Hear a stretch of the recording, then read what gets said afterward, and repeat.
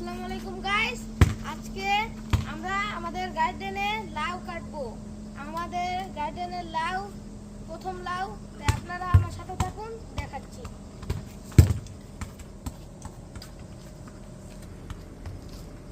আল্লাহ, খুব বড়, ধরা যাচ্ছে না। কেটে নিয়েছি, এখন আমি এটাকে আস্তে আস্তে করে বের করব।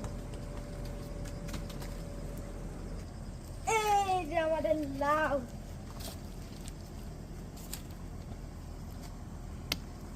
চলো ঠিক করে থাক।